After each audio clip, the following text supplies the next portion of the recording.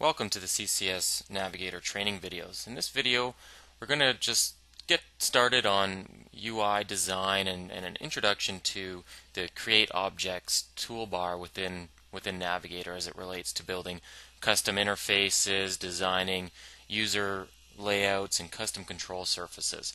So I'll walk through some of the typical tools and show a little example of some of the things that you can do and create, and not specific to any application or any product or anything like that, but just to familiarize with the tools that are available within Navigator. So this is Navigator, and essentially just recently installed. I do have a single device in my network, which I just brought out of the catalog as I'm not really connected to anything live at the moment. So I can show some simple things that we can do from a custom UI perspective.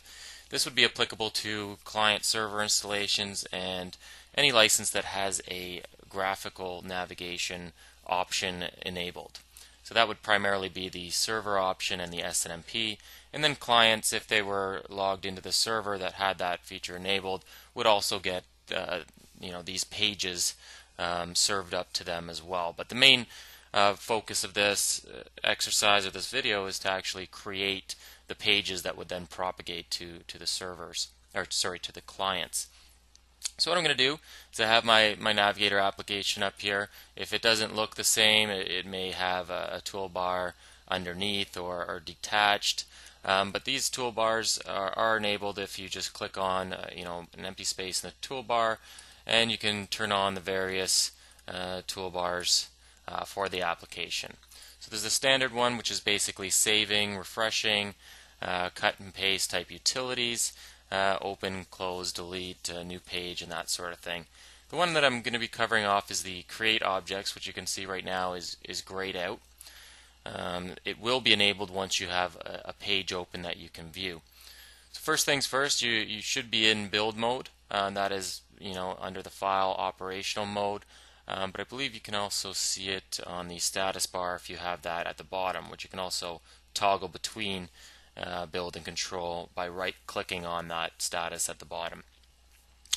Typically, I leave it off just because it allows more room to design. So as much room you can get for your pages, the better and easier it will be. So the first thing I'm going to do is just click on the new graphical page. So it's opening up a basic page with the default size of 1000 by 1000 pixels. That can be changed in the graphical navigation option. So if I wanted to do a 1024 by 768 page that was going to take up a full screen on a customer application, I could change it there. One thing to note when you are making a full screen application is typically you want to be 10 pixels less than the actual screen resolution, just so that it fits in nice with no scroll bars. If you do put it to the exact resolution, you'll have scroll bars horizontally and vertically on the screen. But I find that if you just take it down to 10 pixels less than the screen resolution that you want it to fit on, it will size accordingly and not show the scroll bars. So this is a blank page that should fit in a 1024 by 768 screen perfectly when launched full screen. Essentially, there's page properties. You can insert a background image if you have one. So these are just some examples of some backgrounds. Again, it will resize your application to meet the background. So it's not particularly what I would have wanted, but it's just illustrating the background feature. So I'm going to go back and reset my page to 1020 or to 1014 by 758 so that it sizes accordingly.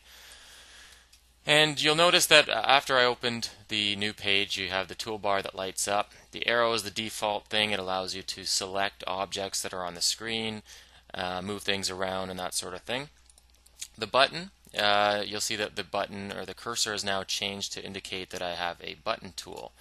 By dragging out a button, you can do multiple buttons at once, or select the arrow again and just go back to the select tool. So what makes up a button? A button is just a UI element that allows you to click and take a specified action. The buttons in Navigator also have the ability to change properties of that button based on events that happen in your network. So not only does it execute various options or events as you click it, but it can also represent status. So I could have a specific property that says or a rule that says for my button on an alarm from a specific device. So I'll take the device that I have. I can set the action to be, well, I could execute a macro, I could do a whole bunch of things, but changing the button properties, I could set the button to blink mode. So when I receive an alarm from a certain device, I could say set my button to blink yellow, set my button to blink red, and for any alarm condition that came off of that device, because I have it set to any, it would then blink that color. I could also do it by alarm name, by certain levels. So any alarm that is critical, I can have it go to red. Any alarm that's warning, I can go to yellow and blink it that way. I can also change the button properties. So I could also have the button change in terms of what state it's in, whether it's selected or highlighted. I could also change the theme of a button, which I'll get into in a moment.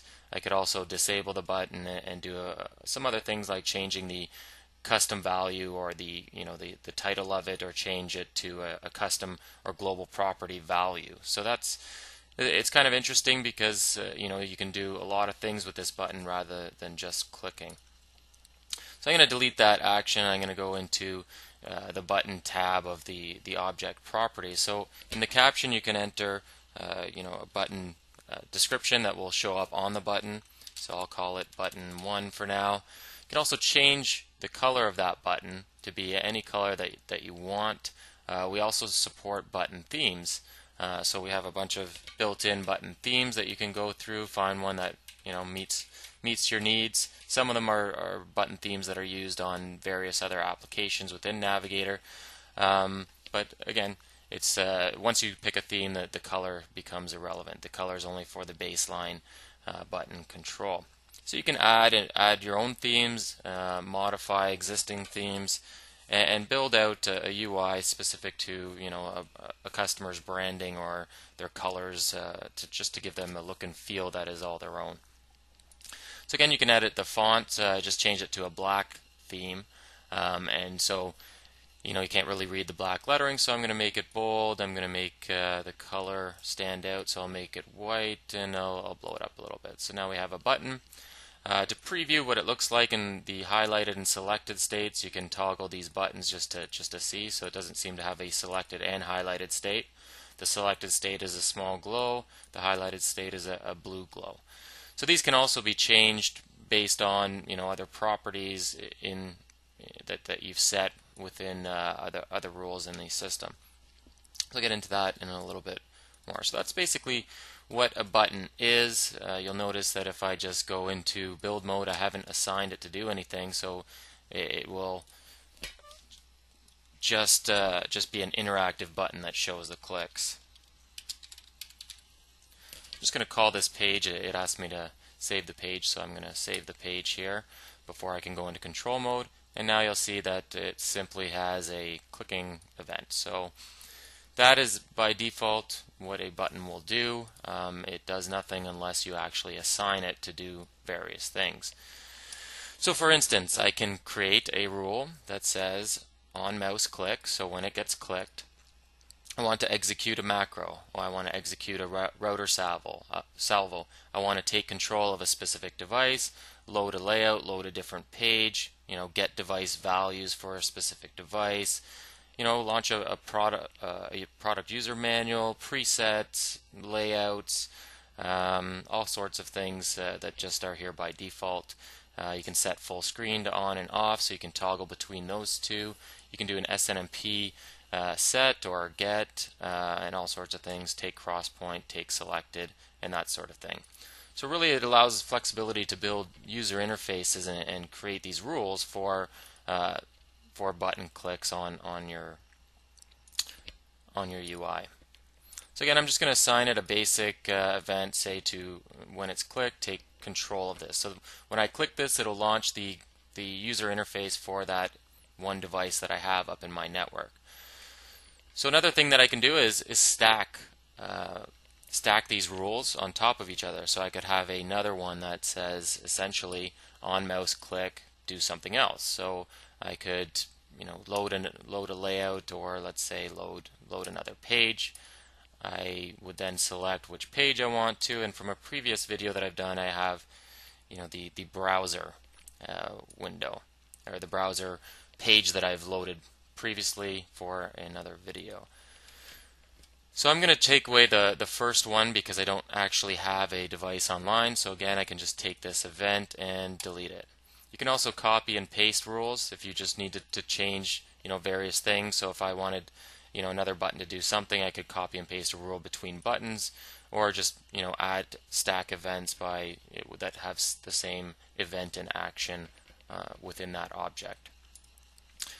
So now that I've assigned it a rule, which is a mouse click to load a page, let's go into control mode, and you can see what it does.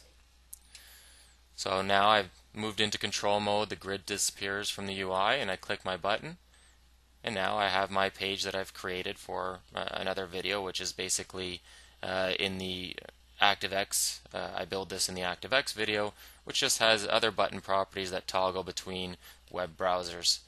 So that's just an example of what you can do. If you right click anywhere on the GUI, it'll bring you back in terms of the page that you were before. So it really is kind of like building a website, and you have to when you're looking to create customer configurations, is really design a workflow between linking pages together and create a hierarchy, so that you can logically put together something from the top down, or from a more broad network view down to specific site or rack view, or even down to a frame view. So that really needs to be planned out and scoped out as part of the pre-sales process before we get into this sort of design with the customer. So that is a single button. I'm going to go in and I'm going to remove that rule that I've created in here. And now I'm just going to leave that button for now and come back to it. This is the next tool on our Create Objects, is the text tool. The text tool is essentially just exactly what it sounds like. It puts text down onto the user interface. Again, you can go in and edit the properties, the alignment. Another useful tip when you're editing multiple properties is to use the pin tab, so you can toggle between different objects and keep the properties open. So I can actually edit the placement where this object goes and keep the properties open so that I can actually change text. So again, text can be different color, red, all these various colors. You can select custom colors as well, and that can all be done as well. Again, just basic text type of behavior.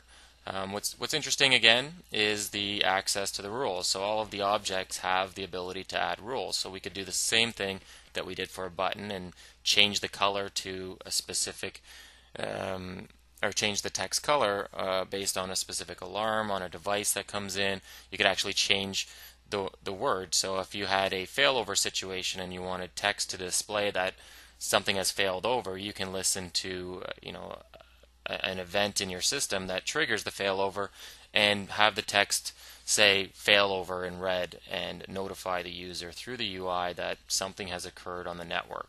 So again, you can have various, you can also do mouse clicks. You can use it similar to you would as a button, but typically text you probably use for statusing. So on alarm, change that text to something else. Sometimes you might not want any rules and you just leave the text as a static thing that labels what you're doing on the UI. So the next thing I'm going to talk about on the Create Objects toolbar is the Create Image object. So this can be done by simply clicking on that object and navigating to the associated image file that you want to bring in. So that's pretty useful when you want to bring in network diagrams or pictures of third-party devices, or an underlying layout or rack view of a system, and then build upon that as your underlying image for your UI. So really, it starts to get into how nice you want that image to look. So for this example, I'm just going to bring in a simple little home network diagram.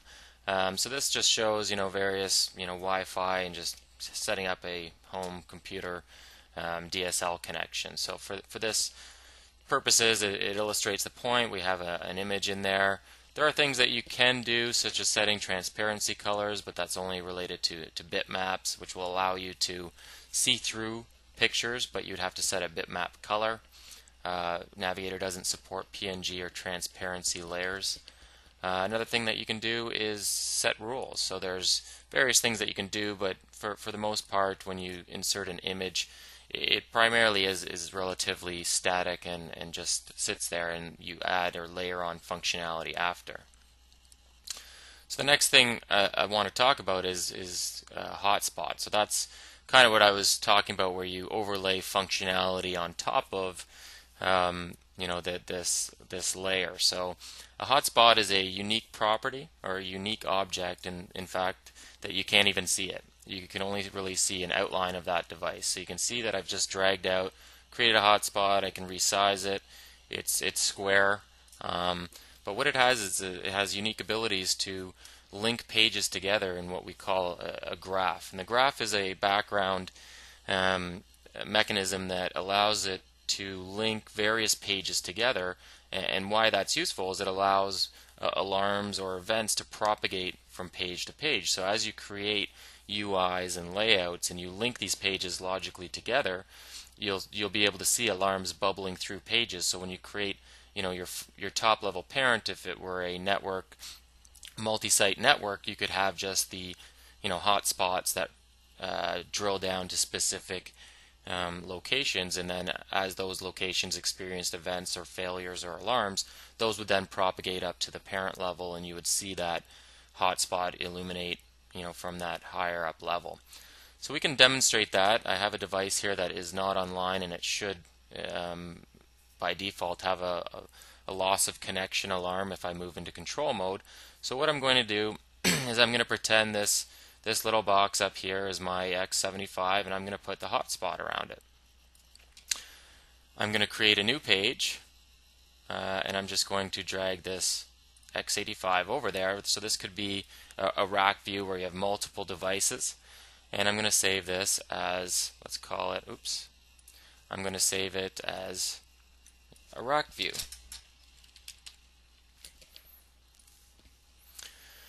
So now I have a rack view, which is just a very basic page with one device, and I have a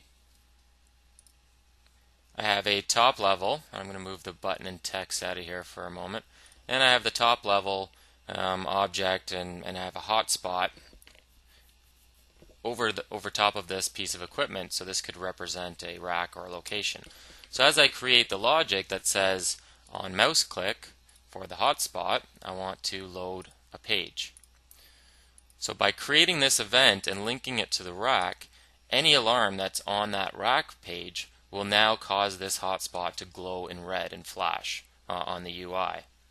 So this is how we get things to bubble up. When we go over into control mode, Navigator will then search for the device. It appears in active, and now a hotspot glows, and when we link it, you'll see that the equipment is also glowing red. So this is how you create the bubble up effect. And if I were to go back into build mode, I could create a new page with another hotspot, and I could have a property or a rule for this hotspot to say on mouse click, load page, and I'm going to go to create. So now I have one hotspot that is linked to create, another hotspot that is linked to the rack view. So now if I take this page out and I save this page as my top level, so I'll just call it top, as I move into control mode, you'll see that this now will blink red. as I click on this screen, I get a more detailed view saying it's this box in this network. Clicking on that, and I get down to my rack view.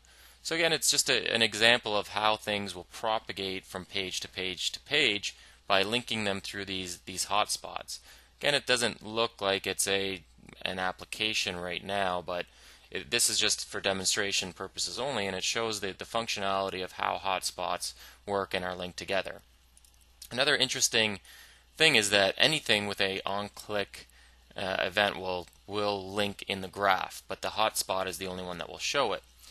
So you need to be careful when you have buttons that click to other pages, because you're then linking them in the graph, and you have to be conscious of the potential circular references. So if you have a hotspot linking to a page that links back to another page through a hotspot, you end up with a circular reference and essentially an alarm that will never go away. So you need to make sure that anything that uses an on-click event doesn't create a circular reference that will then loop within the graph, and it can cause some unstable and unpredictable behavior.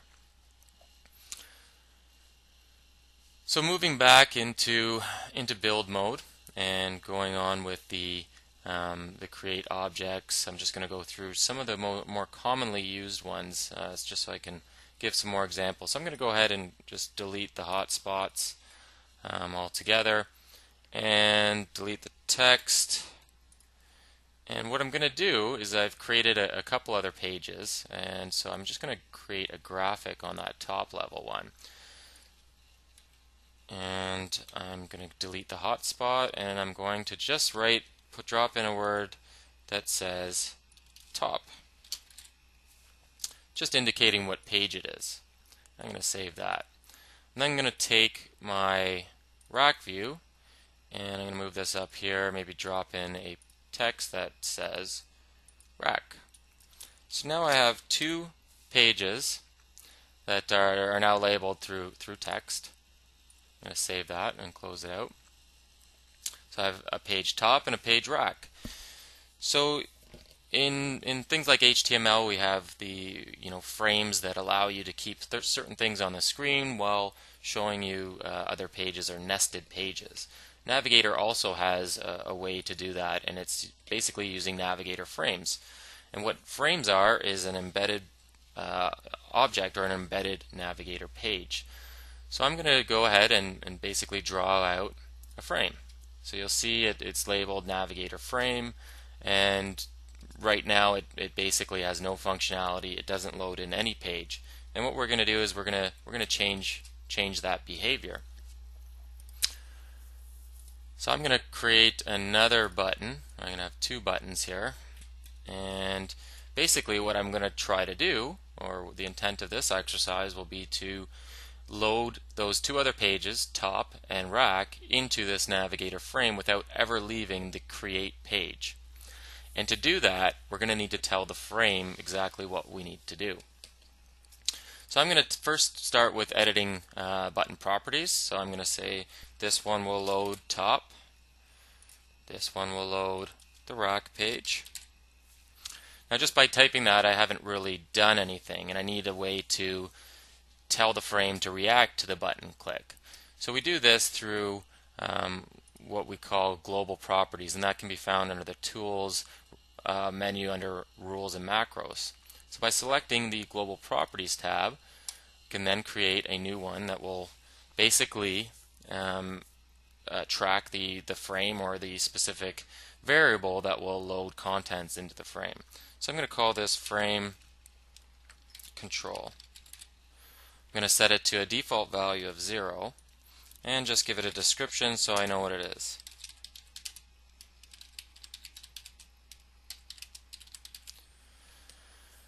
So again, you can add, remove other global properties all at once and stack them all within this UI. For this exercise, I just need the one. So now I've created a global parameter or variable to track what's going to be loaded into my Navigator frame. So the next thing I have to do is tell the buttons to say, well, I need to edit that based on what that value is. So I'm going to pin this this properties open. I'm going to go to the Rules tab, and I'm going to say on mouse click, because it is a button, and I'm going to say Set Custom Property. So I will select that custom property that I've just created, frame control, and I like to use numbers. So this is the first button, so I'll set that equal to 1. Really, you can put any value in here as long as you remember what it is. Now that I have that defined, I'm going to take a copy of it, go on to the next button, I'm going to paste it, and I'm going to change it to say this is my second button, so set it equal to 2. So now I've created two events or two rules, one for each button, that says when you click it, set this value to 1. When I click this one, set this value to 2. And so that will change, but still it doesn't really have an impact because the frame doesn't know what that value is and what that means to the frame.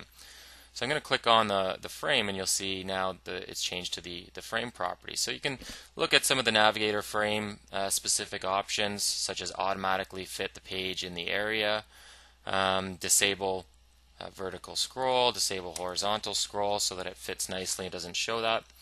An interesting trick for frames and to get a right size image for that specific frame is to take a copy of the frame from that page that you're working on. I'm going to go ahead and just open up our top, and I'm going to open up our rack. And what you can do is simply paste that frame in there, stick it to the top corner of the screen, and resize that screen to 10 by 10. Navigator won't allow it to go any smaller, so you end up with a perfect frame size for this specific page.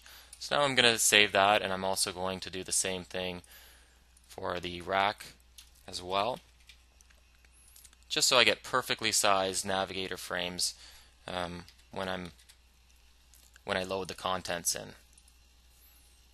Okay, so I delete that. Now I have two perfectly sized frames that will load into there. So go back to my Create page, and now I'm going to go back into the properties. I've disabled vertical scroll, horizontal scroll, because the pages should now fit perfectly within that frame. I now go into my rules, and I basically need to listen to a status change on a custom property. So my event is on custom property change, and if you open it up, you can see that it does say on custom property change. The condition would be the frame control is equal to 1.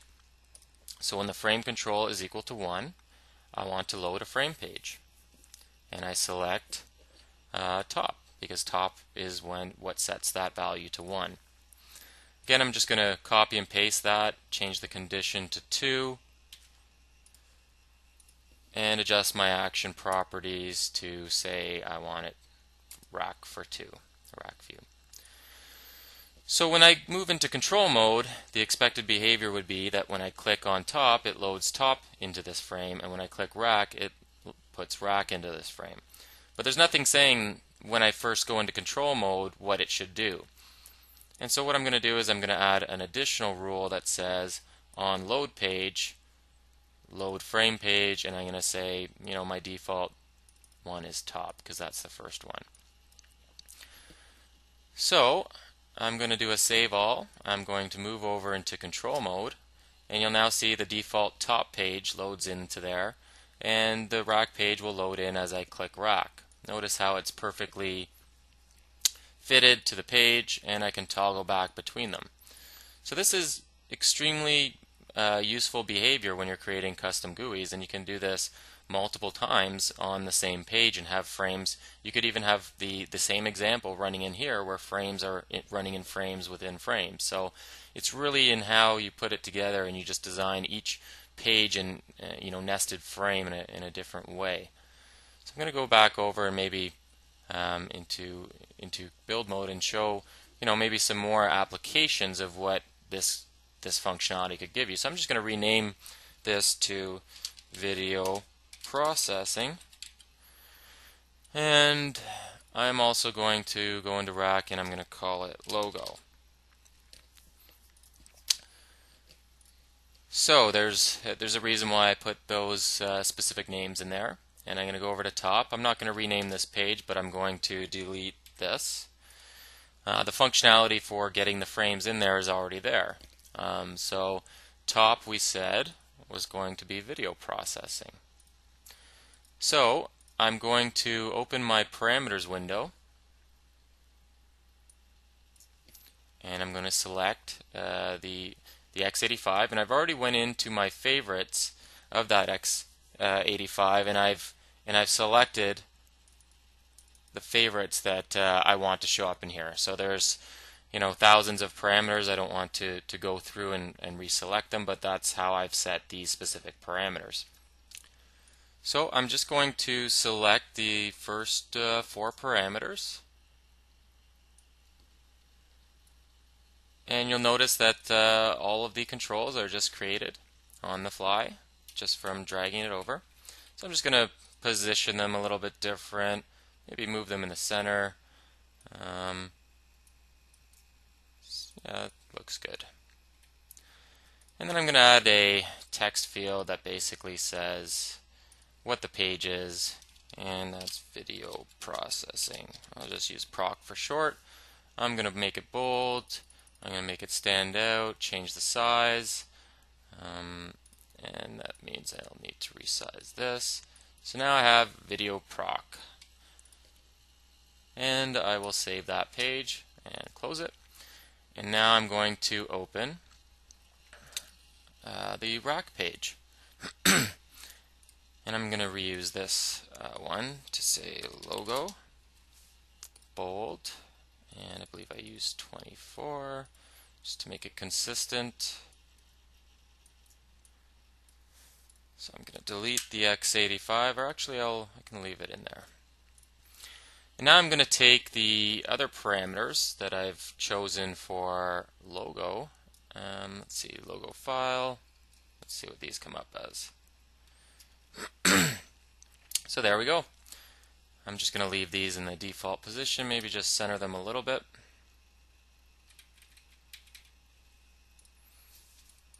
And so I'm also going to add this to my video processing or top page.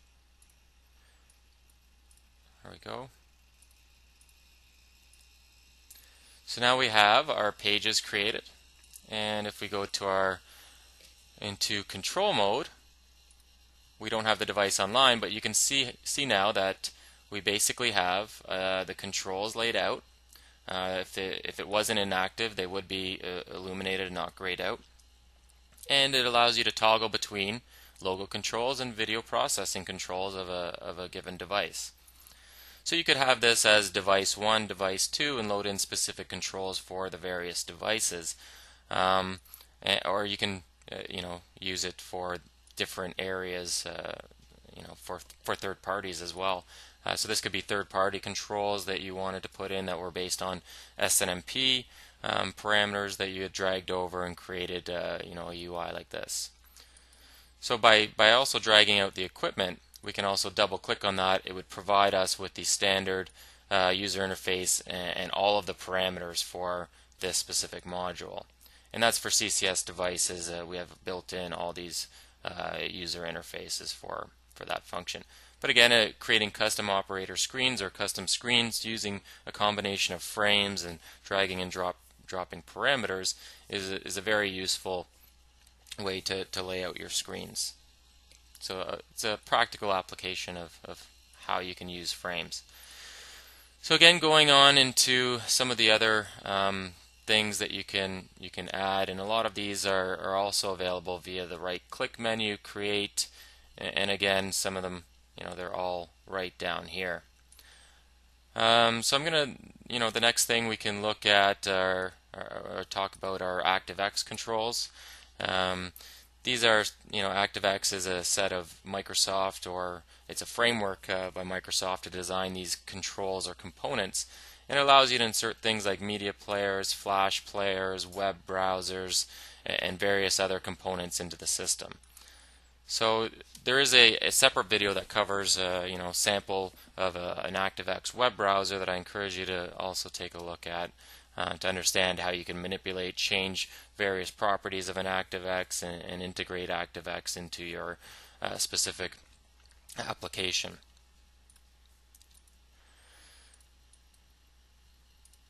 So there's also various other little built-in things, putting in racks. You can build racks on your network view and drag them over. They'll blink based on equipment that's put into that rack. You can create frames, frame views as well. Um, let's say we'll take a 6800 frame, and it just basically creates an icon for you. But a lot of this you would want to actually discover the frame in the network, drag that frame over, and then it would all be linked instead of actually manually creating the links yourself. So again, the options are there to manually create it. I would encourage you to actually just discover it first before actually putting or using a lot of these, to create your objects first. The main design tools such as text buttons and frames and hotspots, those are things that you might want to create yourself. Another thing that you can do for modules that support it, and this is just an overview, is essentially take that object, place it on the stage, and if that specific module supports streaming, you can actually change it to a thumbnail stream. So without any work required, you could actually have a thumbnail stream coming right out of that device. And it's very straightforward. You could also change this view into a hotspot, which would then only link you to the device GUI, when the same as the picture or the frame of the icon did as well. So you can also turn it into an LED, which will just be a small LED that will blink red when that device is alarming. Another thing, the thumbnail, but if the actual device supports a higher end streaming mechanism, which I believe the X85 is capable of, you can also capture the MPEG-4 stream. So for things like QC, essentially dragging out the module and changing the view is how you would get that embedded onto the Navigator UI surface. So I'm going to delete that. And that's pretty much an overview of all the various controls. There are ways to create router panels, custom router control panels, and a full set of other wizards that help you design pages. I can briefly just show some of the wizards as well. So under the file, if you go to New, you get the New Page dialog. You won't get it if you actually click on the icon in the toolbar. That will just open a blank new page, which is the same as opening a blank page here.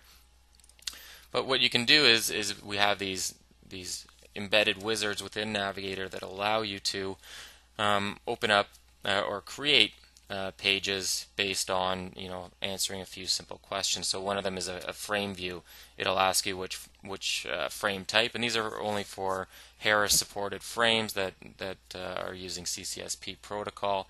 SNMP would need to be manually configured based on that vendor specific frame and the MIB files and how that's supported. So there's frame views. We have quality control views, which basically will automatically tile thumbnails across a screen.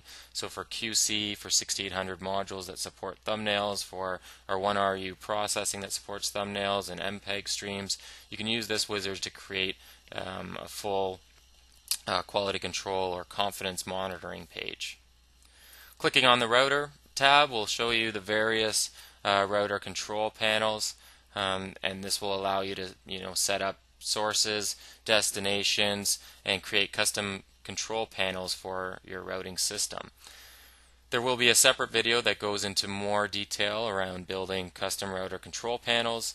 There are some existing router videos that show how some of the later versions of Navigator 4.5 and above, there's 4 default panels that actually get added to the device tree that will then act as software control panels without actually running the wizard. So the last one is the Nexio wizard, and this is essentially allows you to run a wizard to create your Nexio environment. Within 4.6 we do support Nexio discovery. So you can just discover a Nexio device as just like any other device, and it'll be in the tree and it'll be available to just click that server and get that GUI. But with the wizard, it organizes the information, creates a top-down approach to monitoring the system, and builds all the pages in between from the highest level of the system down to the smallest drive or one of the servers in the system. So it's good to run the Nexio wizard after you've discovered all your Nexio devices. So that's it for the introduction to create objects, how to use frames, what frames are, a little bit of an introduction to UI design using custom properties, and we'll get into some more of the details for router control and a little bit more of the ActiveX in a separate video, but it should provide the foundation for understanding how you drag and drop controls, the interactivity, and how you link button events to do various things within your system.